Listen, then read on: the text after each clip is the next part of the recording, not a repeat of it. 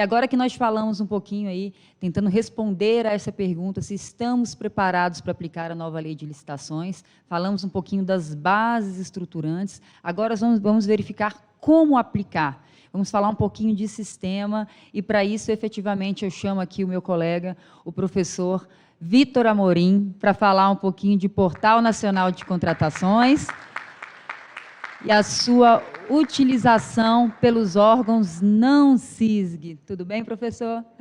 Vamos receber. Obrigada. Obrigado. Muito. Vê ali se seu microfone está ali. Vai falar com o Paulo. Podia ter falado atrás de Pedro. Vê se seu microfone está aí à disposição, senão o Paulo está aí. Então, Paulo, passa para ele. E aí, deixa eu ver se está funcionando. Você aperta, espera um pouquinho. Aí, professor. Boa tarde, pessoal. Tudo bem? Bom, primeiramente, gostaria de agradecer ao Conselho da Justiça Federal, né, por esse espaço, né, pela honra de estar aqui falando com vocês, né, pessoas de todo o Brasil. E eu faço esse agradecimento em nome da professora Luana, coordenadora científica desse evento, e também ao professor Paulo, né, que foi responsável, né, pela lembrança do meu nome, essa indicação para a professora Luana. Claro que eu devo isso à nossa amizade, porque, com certeza, assim, acho que essa temática, né, essa exploração de temas como a questão da governança e aspectos mais voltados para a realidade do Poder Judiciário, nós teríamos aí, né, outras pessoas com muito mais competência para fazê-lo. Mas eu vou aqui utilizar o espaço justamente para tentar trazer também para vocês o que nós temos, né, já desenvolvido em relação ao Portal Nacional de Contratações Públicas e o impacto que a PNCP tem para os chamados órgãos não SISG, né? Então, até em razão de uma solicitação da professora Luana, na própria temática da palestra, a gente utiliza essa expressão, né, órgãos não SISG, e aí a gente vai tentar explorar um pouquinho as repercussões disso. E tem algo que me parece muito relevante, até aproveitando aqui a fala do professor Paulo, que foi fenomenal, né? Uma das grandes mentes brilhantes que nós temos aí no Brasil sobre governança. Então, realmente, quando a gente fala de nova lei de licitações, essa perspectiva ela é fundamental. Muitas vezes a gente vai pensar na discussão relacionada a algum aspecto quanto à licitação, quanto às modalidades, aquelas questões mais voltadas para a tramitação do processo em si, a gente não tem tantos impactos assim. E o grande impacto que eu vejo é justamente o que está nesse background, né? E aí o professor Paulo trouxe isso com uma grande sabedoria e voltado muito para a realidade de vocês, já que ele, né, pertence a essa realidade, então tem conhecimento de causa. Mas ele falou algo que me parece muito fundamental. A gente reconhecer que, por mais que nós estejamos num ambiente de discussão voltado para o Judiciário Federal, por mais que a gente esteja nesse público do Judiciário Federal, nós temos realidades distintas. Esse que é o grande ponto. E o professor Paulo também tocou nisso. Se é federal é bacana, está tranquilo. E muitas vezes, quando a gente vai criticar algumas medidas legislativas, algumas ações que são praticadas, por exemplo, pelo Poder Executivo Federal, a gente também comete esse erro quando a gente fala, mas isso é pensado na realidade federal. Mas, pessoal, existem várias realidades federais. Assim também como a gente fala, mas a gente não pensou lá no município. Também não existe uma realidade homogênea do município.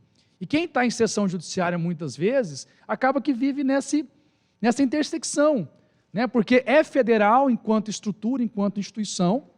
Então, bebe muitas vezes, né, de uma realidade que, de fato, ela é diferente daquilo que circunda, mas também, ao mesmo tempo, está atrelado e envolvido a essa realidade. E aí a gente tem, muitas vezes, ainda mais nesse movimento de interiorização da própria Justiça Federal. Então, isso é importante reconhecer. Nós temos realidades distintas. Só que, ao mesmo tempo, e a Lei 14.133, ela começa a instituir isso de uma maneira muito clara, mas numa linha que já vinha sendo seguida sobre o aspecto normativo de centros legiferantes como, por exemplo, o CNJ, como, por exemplo, a Secretaria de Gestão do Ministério da Economia, a SEGES, o órgão central, né, desse chamado sistema SISG. Então, esta ideia, né, daquilo que chamaria, de certa forma, de uma governança top-down, né, ela vem já desenvolvida há algum tempo. Só que aí a gente precisa ter essa sensibilidade. Será que essa mera imposição normativa, em razão de alguma característica vinculante, então no caso do judiciário, claro, o CNJ passa a ser o grande farol, vamos assim dizer, a partir da emenda 45 de 2004, só que essa premissa, essa perspectiva, ela não pode desconhecer a existência de realidades heterogêneas naquelas unidades que estão vinculadas a esses centros de produção normativa. E aqui a gente precisa realmente compreender isso, por quê? Porque o próprio Portal Nacional de Contratações Públicas, ele vai demandar essa necessidade de uma visão um pouco mais crítica em relação a esses aspectos. Porque ele é um portal nacional de contratações públicas. Ele não é um portal federal. E ainda que ele fosse um portal federal, por exemplo, no âmbito da União, a gente teria que enfrentar isso com muito cuidado. Por quê? Porque nós temos na nossa estrutura organizacional, a estrutura do Estado brasileiro, não apenas uma ideia de secção sob o ponto de vista de nível federativo, mas também de poderes. E mais, até instituições que nós não qualificamos como poderes em razão de da ausência de uma expressa menção constitucional, mas que têm um status de autonomia, como, por exemplo, Ministério Público, Tribunal de Contas. Ou seja, então, nós temos que reconhecer que, em relação à produção administrativa, à produção de atos normativos vinculativos, mas atos normativos secundários, como, por exemplo, decretos, resoluções, que esses atos estão ligados a uma ideia de autonomia regulamentar de cada poder. E talvez, sinceramente, e isso ficou muito presente com a edição da Lei 14.183, nós não temos uma maturidade constitucional ainda para lidar sobre essas questões. Veja, a gente ainda discute, por exemplo, a capacidade que um Tribunal de Justiça de um Estado tem de regulamentar a Lei 14.133 de maneira diferente com a qual o Executivo Estadual faz. Até que ponto um decreto do Presidente da República vincula o Poder Judiciário da União? Tivemos recentemente, essa semana passada, um acórdão do TCU de relatoria do ministro Bruno Dantas discutindo isso. E ali, inclusive, se reconheceu que, como a Lei 8.666, ao tratar da regulamentação do sistema de registro de preços, falava em decreto, que aí vinculava, que o decreto 7892 vincula o Poder Judiciário. Será que a gente está preparado para esse tipo de discussão? Em que a gente tem, né, aquele medidor que não para nunca. Quantos regulamentos precisam ser editados com base na nova lei? Ontem à noite eu fui olhar, meu celular estava em 75, né? Daqui a pouco a gente tem mais dispositivos a serem regulamentados do que a própria lei, sendo que é uma lei que ela já é analítica por natureza. Então, quando a gente fala de Portal Nacional de Contratações Públicas, isso tem que ser analisado. Isso tem que ser analisado. E algo que a gente vai trabalhar aqui, inclusive, é o seguinte, que existe uma discussão subjacente à própria constitucionalidade do PNCP. Isso foi discutido no processo legislativo no momento em que ele é inserido no substitutivo da Câmara dos Deputados, mais especificamente lá na comissão especial da Câmara que funcionou ali de 2017 a 2018. Se discutiu, ora, estabelecer um portal nacional de contratações públicas que vai centralizar a divulgação dos atos de licitações e contratos de todos os entes federativos, de todos os poderes. Isso é constitucional? E na minha avaliação, e eu vou tentar explorar isso ainda com mais vagar durante a minha exposição, na minha avaliação, a resposta seria: depende. E veja, aqui o fato de eu ser atualmente estar como membro do comitê gestor da Rede Nacional de Contratações Públicas, que é responsável pela gestão do PNCP, então a gente sempre tem que ficar falando, né? Pô, por que a gente não chama comitê gestor do PNCP? Não, mas é comitê gestor da Rede Nacional de Contratações Públicas, que é interessante que já existia. Por isso que ele foi para o projeto de lei. Mas era uma iniciativa informal, vamos assim dizer. E aí passa a ser formalizada com a edição da lei. Mas quando eu digo que depende, quando eu pergunto se o PNCP é constitucional ou não, depende o quê? Depende da forma com a qual as ações do PNCP estão sendo conduzidas.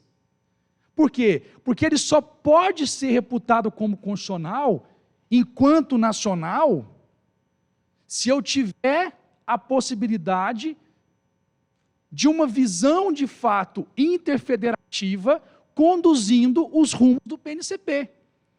Porque o que é o PNCP?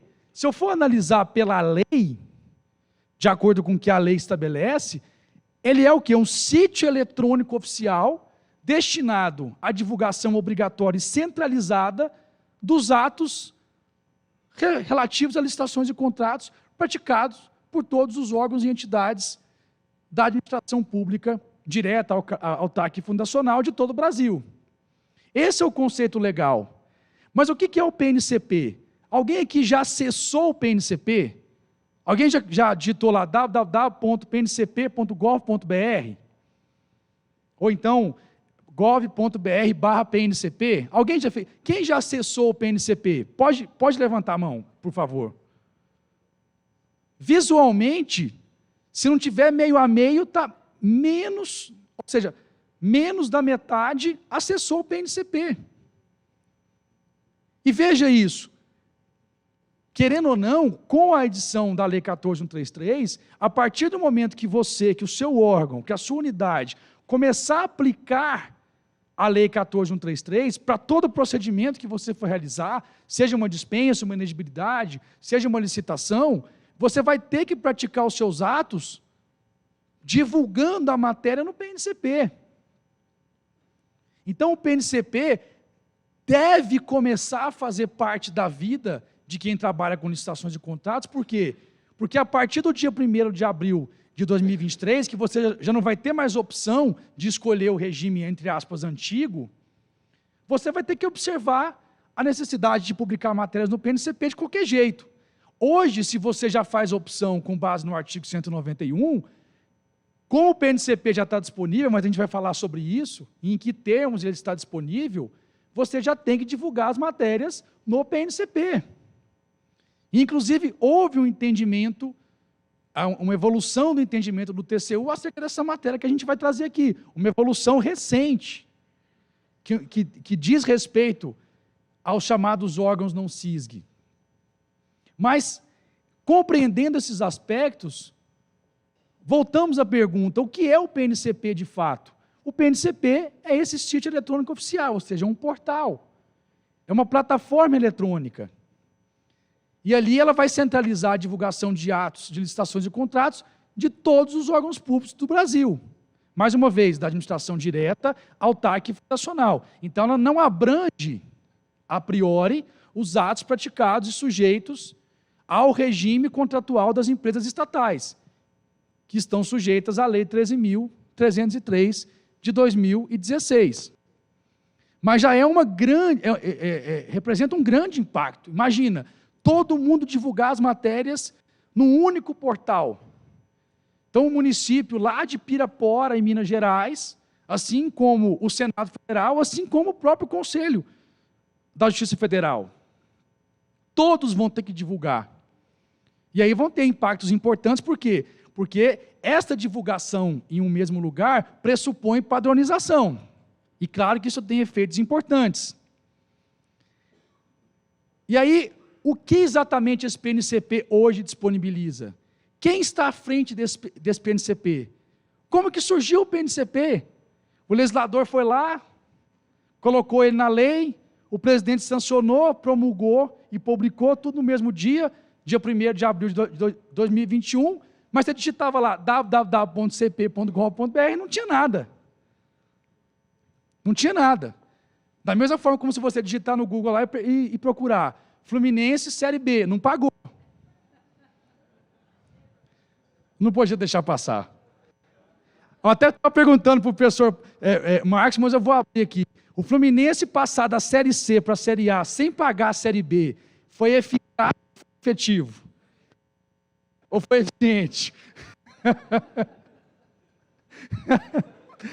Na verdade, ele não tem como responder por quê? Porque pela fala que foi colocada, pressupõe que seja a coisa certa que foi feito.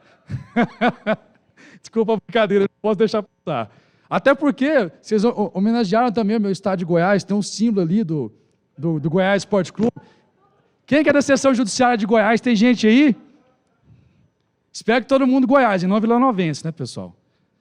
Mas, então, voltando aqui para o nosso foco, né, para poder brincar um pouquinho. Mas voltando para o nosso foco, esse PNCP, ele foi colocado de pé. A lei prevê no parágrafo 1º do artigo 174 que o PNCP vai ser gerido pelo Comitê Gestor da Rede Nacional de Contratações Públicas. Só que no dia 1º de abril de 2021, não tinha PNCP e não tinha Comitê Gestor. Na verdade, sempre disse isso publicamente, na minha visão, a existência do PNCP pressupunha a existência prévia do Comitê Gestor. Porque como que você vai imaginar a criação, a implementação de um portal, sem que aquele que teoricamente vai fazer a sua gestão, vai ser responsável por essa implementação, exista? E nós tivemos uma situação interessante, porque o PNCP só foi efetivamente disponibilizado no dia 9 de agosto de 2021. Então a gente já tem mais de um ano do PNCP, claro que ele evoluiu. Ele evoluiu de lá para cá, mas a gente já tem mais de um ano de PNCP. Mas quem colocou esse PNCP de pé? Porque no dia 9 de agosto de 2021, não existia comitê gestor. E aí, pessoal, o fato é que hoje, quem mantém financeiramente e tecnologicamente o PNCP é a Secretaria de Gestão do Ministério da Economia, em conjunto com o SERPRO. Ou seja, o orçamento para custear tanto a manutenção quanto a evolução do PNCP é um puxadinho do orçamento do Ministério da Economia. Isso é público, está nas atas das reuniões do Comitê Gestor que estão disponibilizados no PNCP.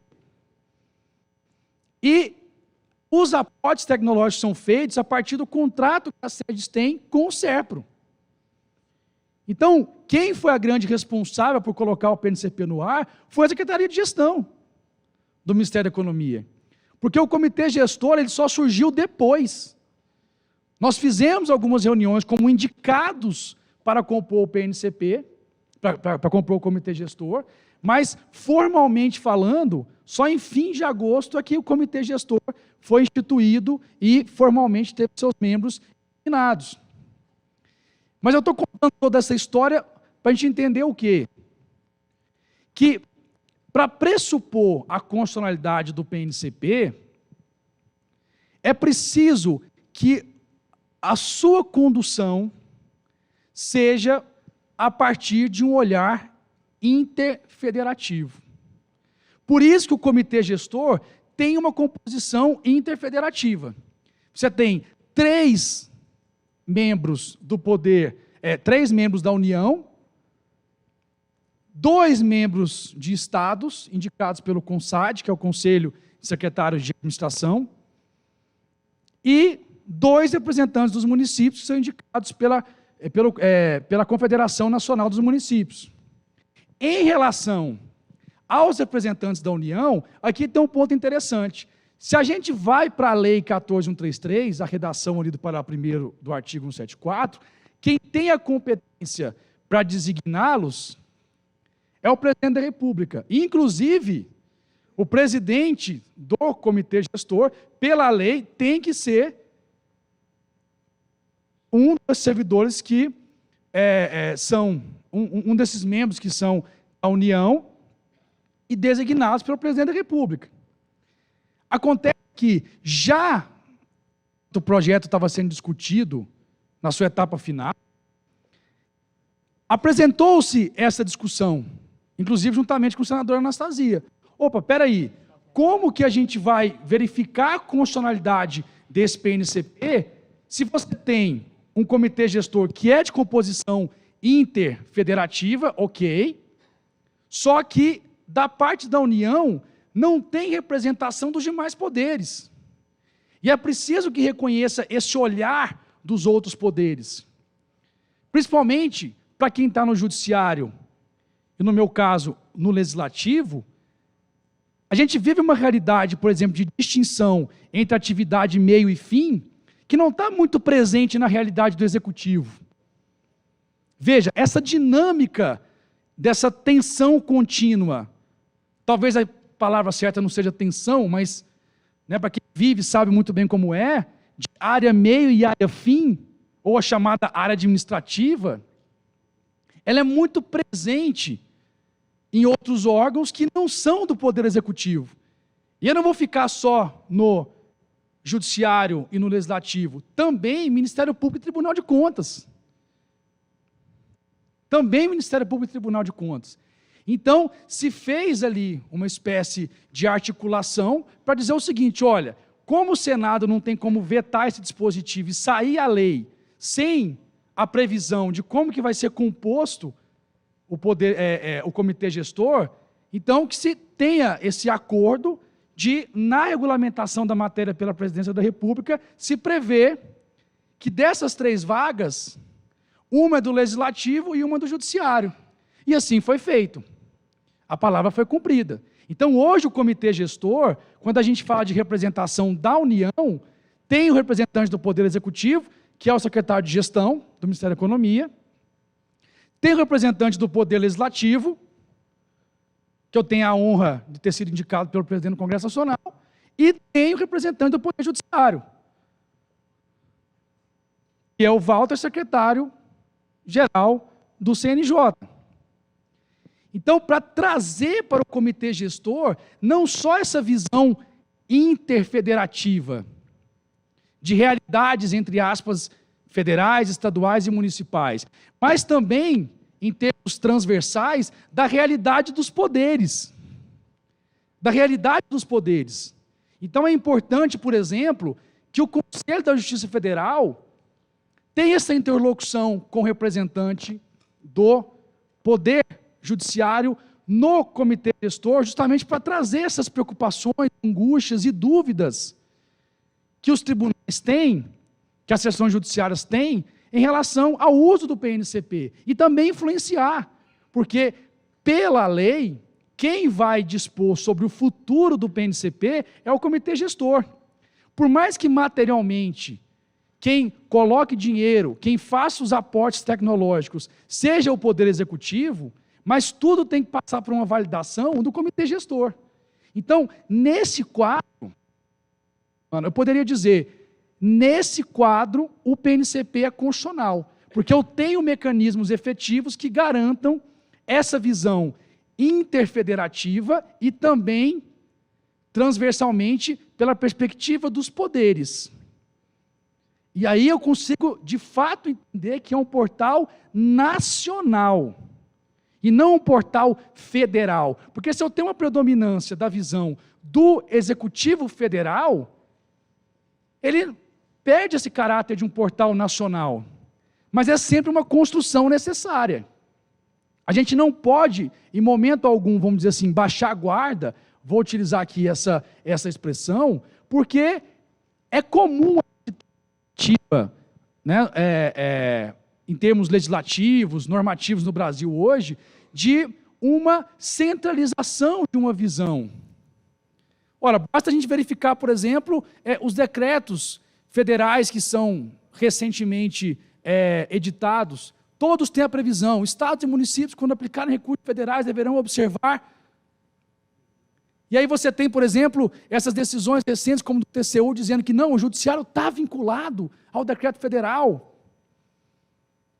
Pelo menos nesse aspecto, a Lei 14.133, ela é pródiga em utilizar a expressão regulamento. Ela utiliza muito pouco decreto. Então, por exemplo, registro de preço, aí, na minha visão, essa premissa desse entendimento do TCU, que foi uma resposta a uma consulta do TSE, não vai se aplicar na realidade da Lei 14.133, porque ela fala em regulamento para dispor sobre registro de preço. Mas é preciso que haja essa perspectiva constante. É por isso que o Conselho da Justiça Federal, os órgãos do Poder Judiciário, têm que se valer dessa sua cadeira no comitê gestor, justamente para discutir e trazer essa visão. Mas nós temos alguns problemas. E aqui eu não vim chorar as pitangas, mas o fato é, a lei prevê o comitê gestor. Professor Paulo, mas onde é que está o comitê gestor? Como que eu chego no comitê gestor? Não tem um e-mail do comitê gestor. Esses dias a professora Cristiane Stropa, lá do TCM de São Paulo, Vitor, a gente tem algumas sugestões para formular aqui sobre LGPD. Para quem que eu mando? Manda para o presidente do comitê gestor, porque a gente não tem um e-mail, não tem estrutura. Não tem estrutura, não tem nem orçamento próprio. Ou pelo menos previsão orçamentária específica para custear o PNCP, com essa destinação. Então, tudo isso é uma luta constante, mas que tem um impacto na própria evolução do PNCP. Então, quando a gente fala do PNCP, ele é um portal que todos nós, independentemente do poder da esfera federativa, somos obrigados a disponibilizar as matérias de licitações de contratos quando formos aplicar a Lei 14.133. Parou aqui o... A gente está fazendo todos os testes aqui de risco, né? Você chutou ali, né? Então, veja, aqui só para a gente... a ideia aqui não é fazer uma palestra para trazer essas informações, são informações que estão na própria lei, mas só para a gente ter uma noção da dimensão. Olha os atos de publicação que são obrigatórios no PNCP. Editais de licitação, de contrato e anexos, contratos, termos aditivos, atas de registro de preço, avisos de contratação direta, planos de contratação anual, editais de credenciamento e pré-qualificação, catálogos eletrônicos de padronização, notas fiscais, quando for o caso. Não é pouca coisa. E detalhe, pessoal, aqui não é apenas a publicação, a disponibilidade no PNCP do extrato, como a gente já está acostumado na realidade da Lei 866. Aqui é a disponibilização da íntegra desses documentos. Olha o impacto. Eu preciso fazer uma licitação para uma obra. Tem 25 anexos, projetos, plantas. Vou ter que colocar tudo no PNCP. Mas aí, poxa, e a questão dos arquivos, como é que eu vou fazer? Para quem é advogado, agora é a vingança. Lembra daquele PJE? Arquivo no máximo 2. Aí você tem que ir lá separar parte 20 lá de um documento. Vai ser uma realidade que quem está na ponta vai começar a viver.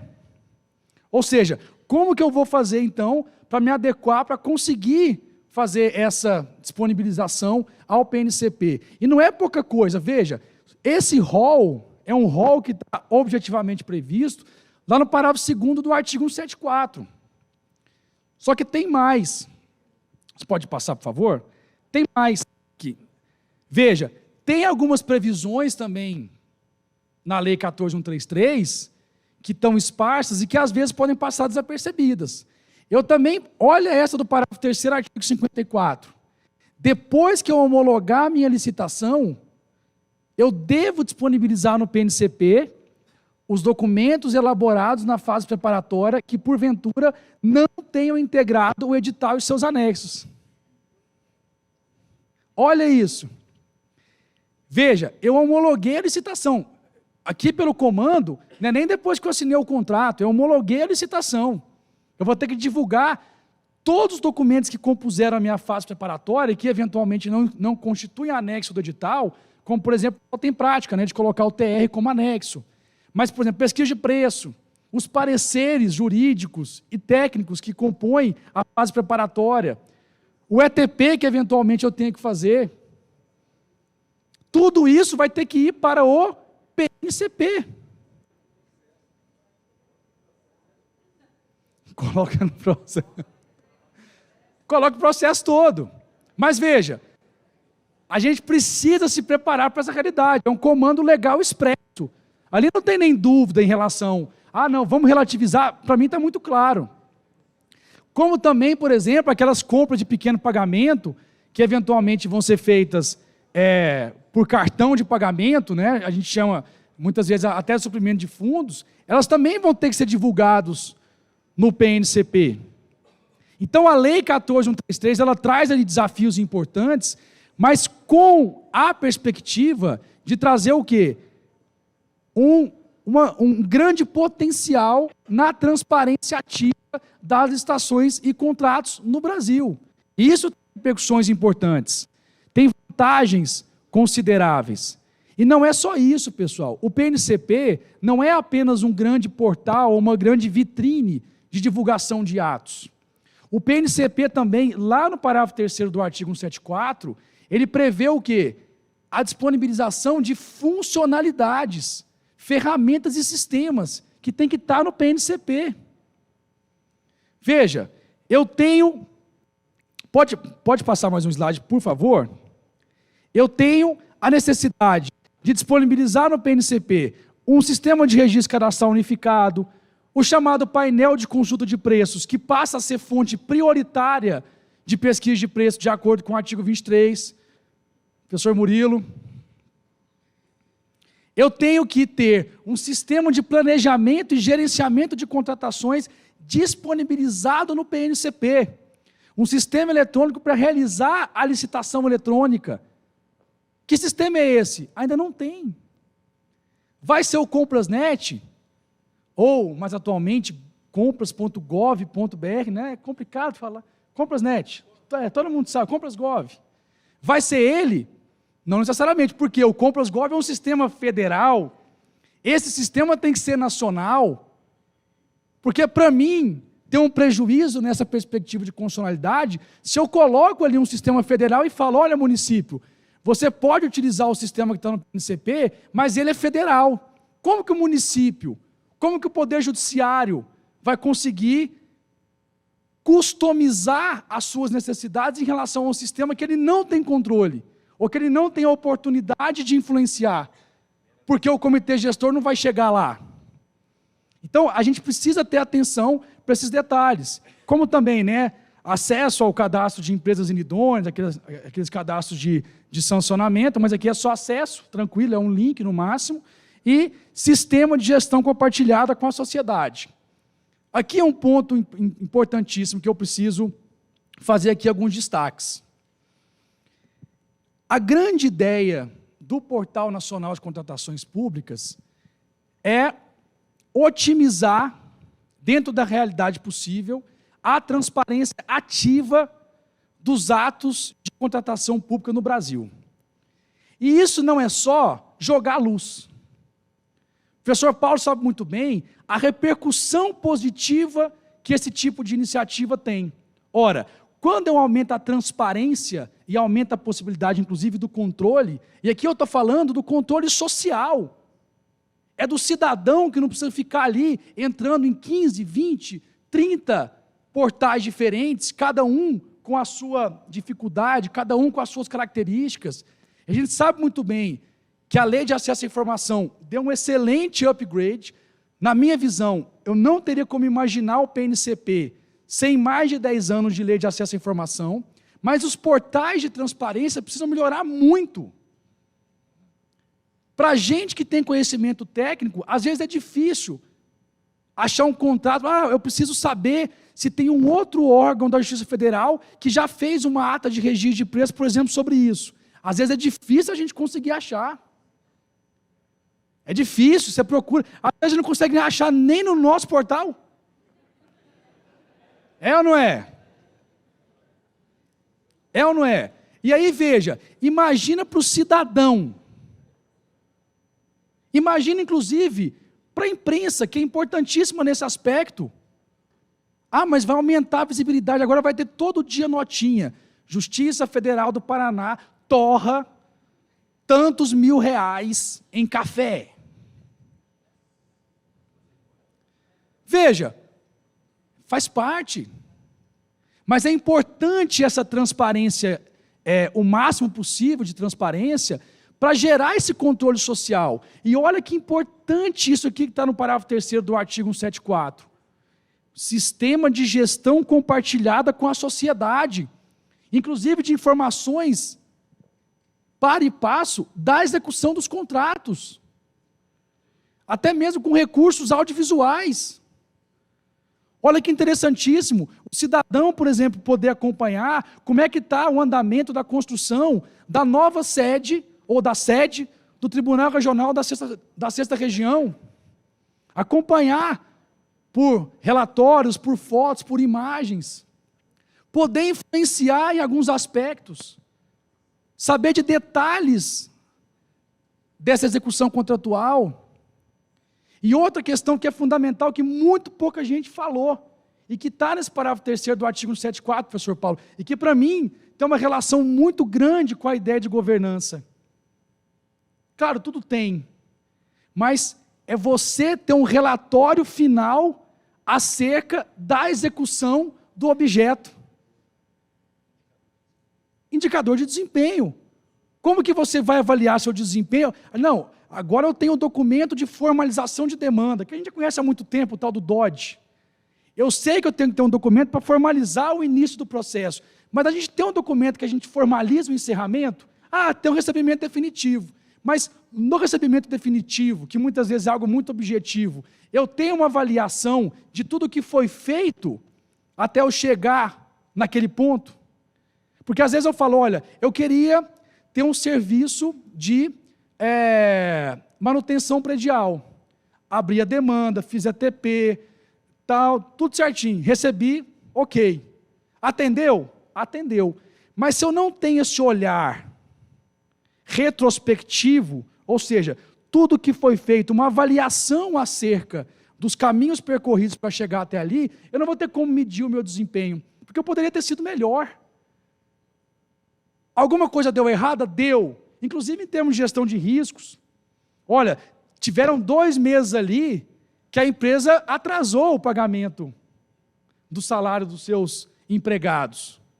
E o que eu fiz? Que tipo de... As medidas que eu estou adotando para evitar com que isso aconteça foram suficientes nesse ponto? Foi realmente uma causalidade?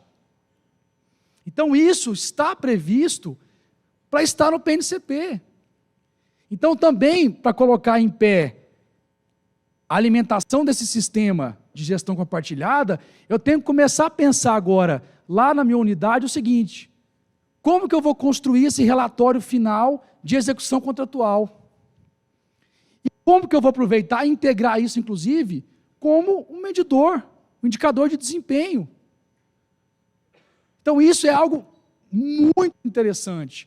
Só que, claro, em termos de evolução, a gente está muito aquém. Porque hoje o PNCP, o que ele disponibiliza? A possibilidade de você publicar aquelas matérias que estão no parágrafo 2º do artigo 174. Então, hoje você consegue publicar inteiro teor de edital? Sim. Inteiro teor de contrato? Sim. Aviso de contratação direta? Sim. Plano de contratação anual? Sim. Você consegue publicar tudo isso no PNCP. Agora, esses sistemas aqui não estão disponíveis ainda. E para ser muito sincero, e mais uma vez, está tudo isso lá nas atas de reunião do comitê gestor, disponibilizadas no site do PNCP. vai na parte final do site, está lá, comitê gestor, como é que é a composição, o que que faz. Só não tem onde encontrar, né? Mas tem lá as atas, que foi uma conquista nossa. A gente precisa publicar essas atas lá para saber o que está sendo discutido. E está lá. Então, os sistemas ainda não estão disponíveis no PNCP. E a gente tem menos de um ano. Mas veja que esse desafio que tem que correr atrás aqui é o comitê gestor. Mas a gente já tem que se preparar, porque a divulgação dos atos já está pavimentada. Você consegue hoje divulgar. Se você consegue hoje divulgar, quando você for aplicar a Lei 14.133, seja por opção ou porque é obrigatório, totalmente, a partir de 1º de abril de 2023, você vai ter que fazer pelo PNCP. Não tem como fugir do PNCP, mesmo utilizando os meios de divulgação facultativos ou de reforço, como a divulgação nos seus portais de transparência, a publicação em jornais de grande circulação diária. Mesmo assim, é pressuposto divulgar no PNCP. Agora, já encaminhando aqui até para a minha parte final, justamente ao ponto que nos interessa aqui em relação a essa afetação da realidade dos chamados órgãos não CISG, vem aqui a grande questão, né? Como eu faço para disponibilizar as matérias no PNCP? Pessoal, aqui tem um ponto muito interessante. O PNCP, e isso vale para todo mundo, seja servidor federal, seja órgão federal, órgão municipal, órgão estadual, de qualquer poder. O órgão, ele não vai entrar no PNCP para divulgar a matéria ali dentro. Não é como, por exemplo, eu utilizo o compras.gov. Ou então eu utilizo o sistema de licitação do Banco do Brasil. Eu vou lá, acesso o sistema e alimento ali, faço o upload dos meus arquivos, das minhas informações. O PNCP não tem isso. Você não vai ter um login e senha para entrar no PNCP. A lógica do PNCP é da divulgação a partir da integração dos sistemas que você utiliza com o PNCP. Então, como se fosse o seguinte, ora, eu utilizo na minha seção judiciária o compras.gov.br, que é um sistema que eu utilizo para realizar a licitação. Ou eu utilizo, por exemplo, o sistema de dispensa eletrônica. Veja, ou então os portais privados, Licitações E, portal de compras públicas e tal. Eu vou continuar alimentando as minhas matérias ali nesses sistemas que eu utilizo. Só que esses sistemas têm que estar integrados com o PNCP. Então, essa integração, que para a TI se chama via API, essa integração, ela faz com que, à medida que eu alimente a minha informação no sistema que eu utilizo, essa informação vai para o PNCP. Então, eu não vou ter esse trabalho de ter que divulgar no meu sistema e também acessar o PNCP. Primeiro que eu não consigo acessar o PNCP. Então, o sistema que eu utilizo tem que estar integrado ao PNCP.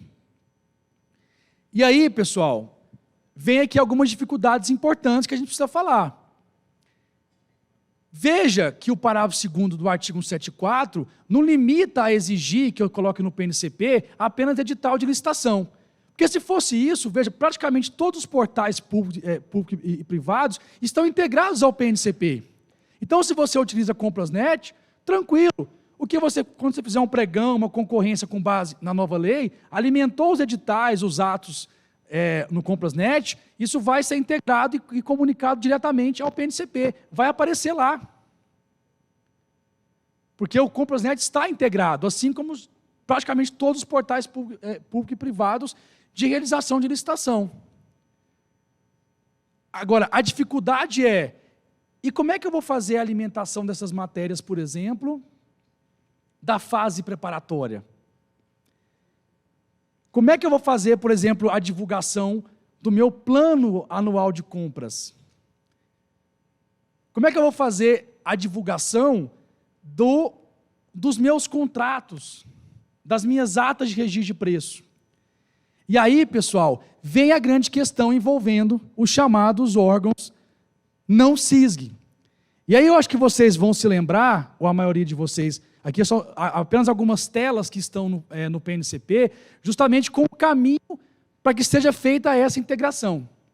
Então é importante acessar, ver os manuais, ver os tutoriais, ali está tudo muito bem descrito. Porque o grande desafio aqui é para aqueles órgãos chamados não SISG.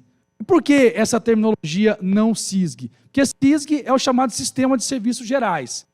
Esse sistema, na verdade, ele é previsto, não é de agora, ele é previsto lá no Decreto-Lei número 200 de 1967, e que prevê que esse sistema, na verdade, do Poder Executivo Federal, ele vai ter um órgão central. Atualmente, esse órgão central é a SEGES.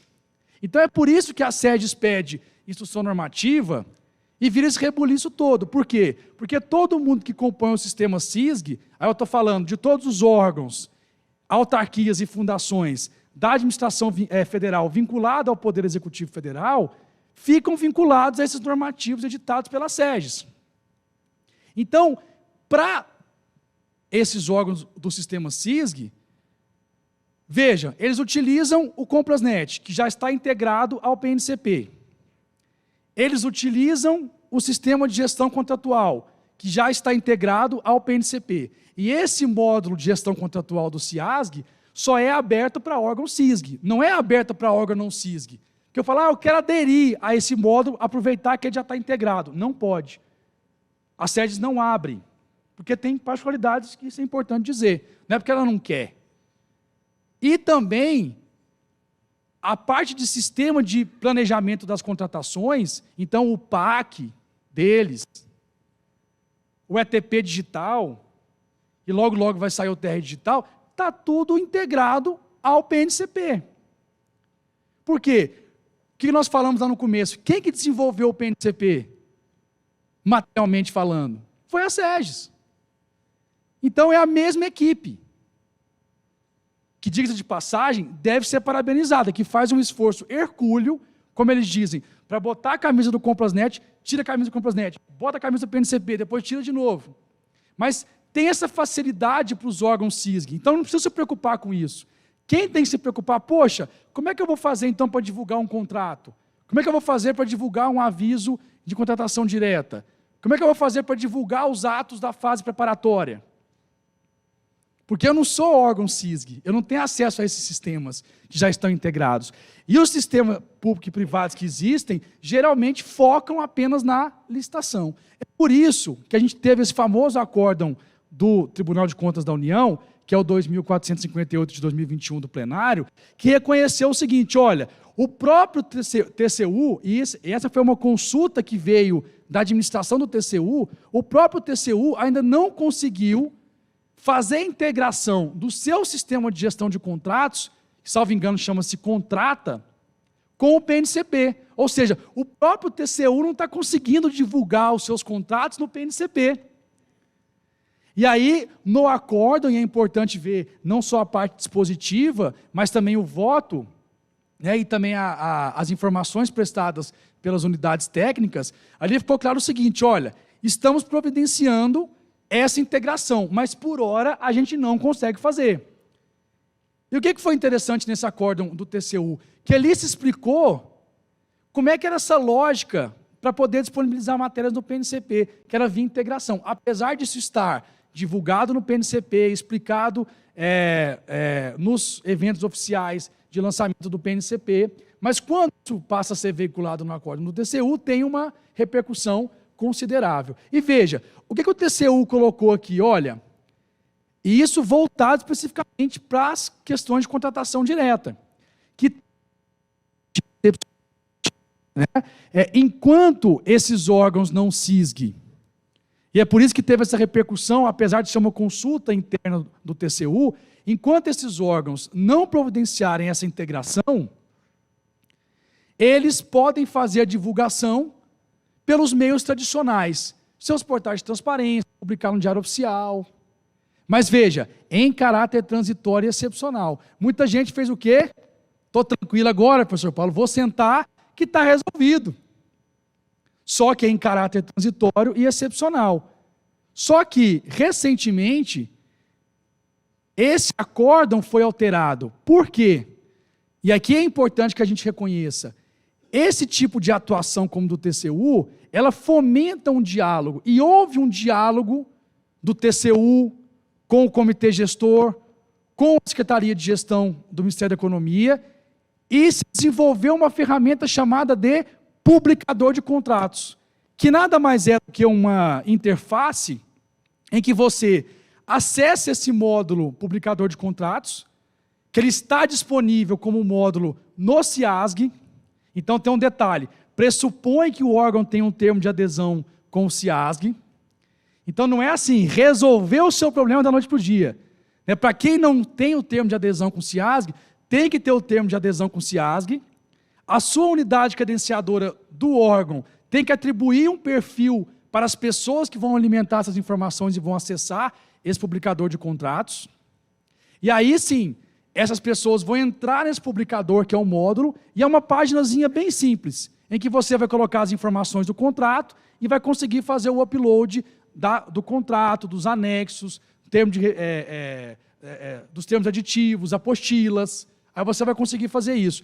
Como esse publicador está integrado ao PNCP, você lançou no publicador, vai migrar para o PNCP. Então, com essa solução, aquele problema que o TCU pressupôs para editar aquele acórdão 2458, ele deixou de existir. Ou seja, mesmo enquanto a própria administração do TCU buscando providências para integrar o seu sistema contrata ao PNCP, surge o publicador de contratos. Então, a administração do TCU pode já ir direto no publicador de contratos, alimentar as informações que vão para o PNCP. Em razão disso, aqui é só algumas imagens, né?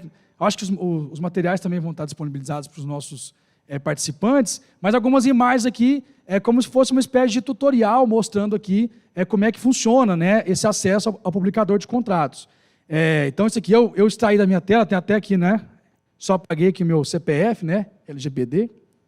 Mas, claro, mas se eu mesmo estou disponibilizando, não tem problema, né? Mas, enfim, é só para a gente ter essa consciência de que essa ferramenta está disponível. E para encerrar, né, veja, o TCU, então, diante desse diálogo que foi desenvolvido, diante da disponibilidade dessa ferramenta publicador de contratos, disse o quê? Ora, como já não há mais aquela medida limitadora para a utilização do PNCP, de ordem prática, ferramental, tecnológica, e há, muito pelo contrário, um instrumento que viabiliza isso, agora está superada, aqui é o voto do ministro Jorge Oliveira, está superada a situação fática que ensejou aquela exceção produzida no acórdão 2458. Né? Então, devendo se afastar a aplicação daquele entendimento a partir de então, de modo que agora todos os órgãos não CISG, como tem essa possibilidade de utilizar a ferramenta do publicador de contratos, devem utilizá-los caso apliquem a nova lei. Por quê? Porque se você não tem mais a limitação tecnológica, você tem que utilizar os instrumentos para divulgar as matérias no PNCP. Simples assim. Então, atualmente, qual é o nosso estado da arte? Órgão não CISG, que não tenho todos os meus sistemas, ou que não tenho sequer sistemas integrados ao PNCP. Como que eu faço para divulgar as matérias? Como a gente falou, eu não vou direto no PNCP. Eu tenho que pressupor a integração do sistema que eu uso com o PNCP. De licitação, acho que é tranquilo para todos. Porque mesmo que você utilize em diversos portais distintos, a maioria realmente já está integrada ao PNCP. Para divulgar informações relativas a contratos, tem um publicador de contratos.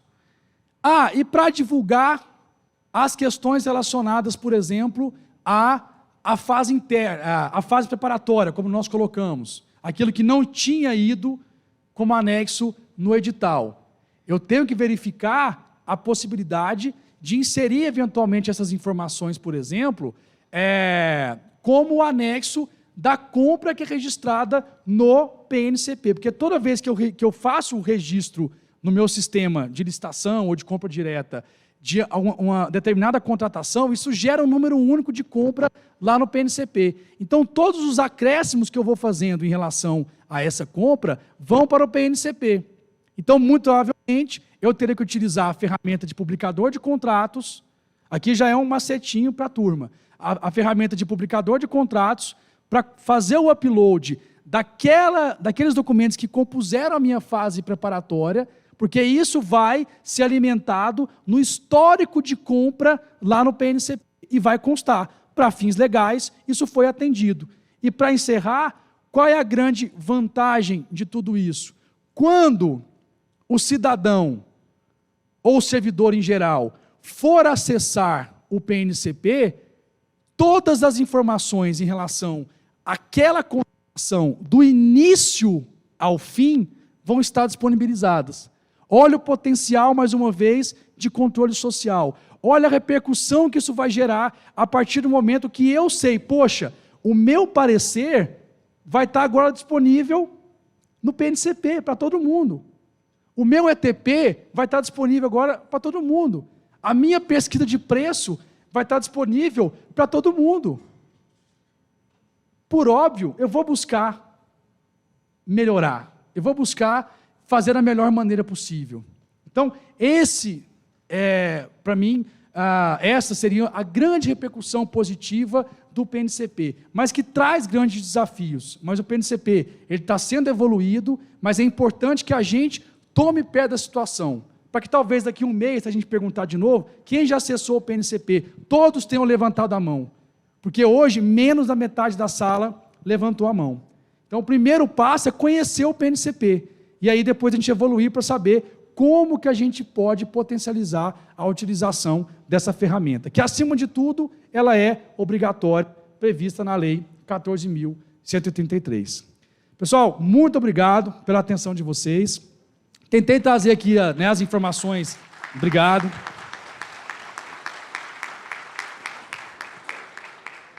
Tentei trazer de uma maneira muito objetiva, mas fico à disposição de todos, né? Enquanto o comitê gestor não tem um e-mail, então coloco meu e-mail pessoal e, se eu puder atendê-los, né, ainda que seja representante do Poder Legislativo, mas será uma grande satisfação poder contribuir com a evolução e para fazer história também. Muito obrigado a todos. Muito obrigada, professor.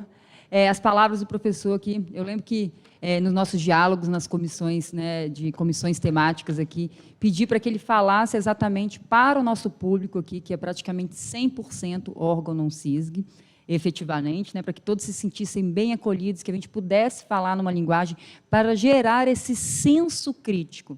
Olha que resposta que nós tivemos aqui de mecanismos e de nível de governança em relação às contratações. Quando o professor pergunta quantas pessoas tiveram curiosidade de acessar o Portal Nacional de Contratações, metade do nosso público. Então, a gente precisa pensar um pouquinho, a gente precisa reavaliar todos esses aspectos. E o que eu vejo muito nos cursos, nesses ciclos de capacitações que nós estamos fazendo, em relação aí que a gente agrega também informações do Portal Nacional de Contratações, porque eu tento responder nesses ciclos de capacitações alguns quesitos, o que, como, onde e o porquê. Né? E o como, a gente fala muito da questão sistêmica, que é muito importante. Eu posso saber aonde eu quero chegar, mas como eu vou chegar naquele caminho, como eu vou dar eficácia efetivamente aos meus atos, a gente sempre precisa abrir um painel aqui para falar de Portal Nacional das Contratações. E o que eu percebo nas capacitações que nós estamos fazendo da 14.133 é que muitas pessoas ainda confundem o PNCP com compras governamentais, com compras net, e também, às vezes, não entendem efetivamente qual é o comando legal dos parágrafos dos artigos, dos parágrafos do artigo 174. O que é compulsório hoje é a publicação através do portal, mas os nossos atos ordinários nós vamos continuar praticando efetivamente nos nossos sistemas. Mas nós precisamos nos antecipar, precisamos criar controles internos administrativos para estarmos aptos a publicar os nossos atos. Não podemos esperar chegar aquele momento que se tornou efetivamente compulsório para poder fazer esse levantamento. Isso é gerenciamento de riscos, não é, professor Paulo?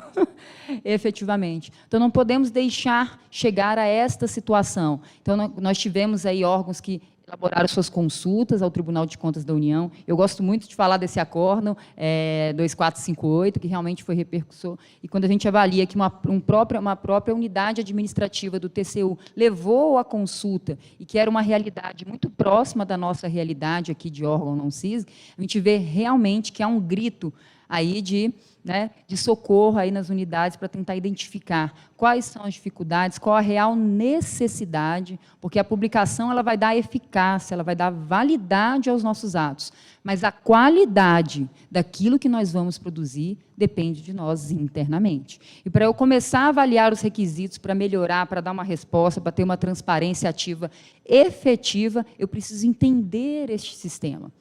Tá? Muitas pessoas confundem ainda o Portal Nacional com compras governamentais, então acho que nós desmistificamos isso aqui, efetivamente, e o que a gente espera é que, a partir de hoje, a gente gere esse senso crítico para, internamente, desenvolver políticas de controle interno administrativo, políticas de governança a nível operacional ou tático ou dentro da nossa estrutura, principalmente aquelas unidades que têm ali os seus atos a serem publicados, para a gente começar a avaliar internamente. Eu estou preparado para operar 14.133, com base em políticas estruturantes? Respondemos aqui essa pergunta com a palestra do professor Paulo Alves. Do ponto de vista sistêmico, estamos esperando aqui essa resposta, que agora, depois dessa explanação do nosso professor, a gente já viu que realmente a gente precisa fazer...